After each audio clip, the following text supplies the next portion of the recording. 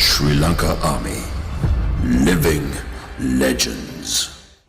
ඉබ්බාගමුව පාන්ගොල්ල අයන්සයිඩ් කඳවුරේ පිහිටි රණවිරු කඩදාසි ප්‍රතිචක්‍රීකරණ ව්‍යාපෘතිය යුද හමුදාව සතු තවත් එක් සුවිශේෂී ස්ථානයක්.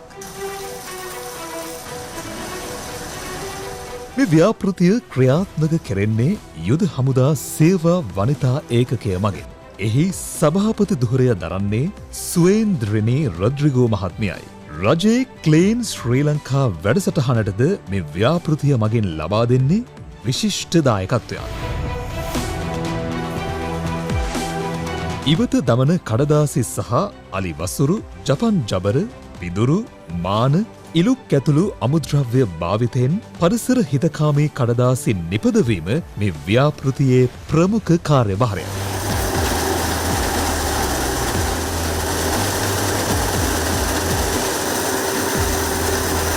ඒ හරහා පරිසරය සුරැකීමේ ක්‍රියාවලියට සමස්ත යුද හමුදාවේම දායකත්වය ලබා දෙනවා. ශ්‍රී ලංකා යුද හමුදාව තුළ ඉවත දමන සියලු කඩදාසි මෙම ස්ථානයට රැගෙනේම මේ ව්‍යාපෘතියේ පළමු අදියරයි.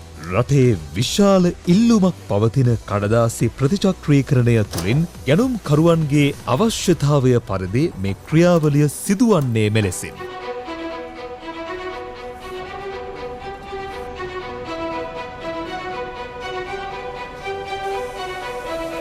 මේ කඩදාසි ප්‍රතිචක්‍රීකරණය කිරීම හරහා නිෂ්පාදනය කරන මේ සියලු නිෂ්පාදන අලවියෙන් ලැබෙන ආදායම උපයෝගී කරගනු ලබන්නේ මානුෂීය මෙහෙයුමේදී මියගිය ආබාධිත වූ රණවිරුවන් සහ ඔවුන්ගේ පවුල්වල සුබසාධන කටයුතු සඳහා.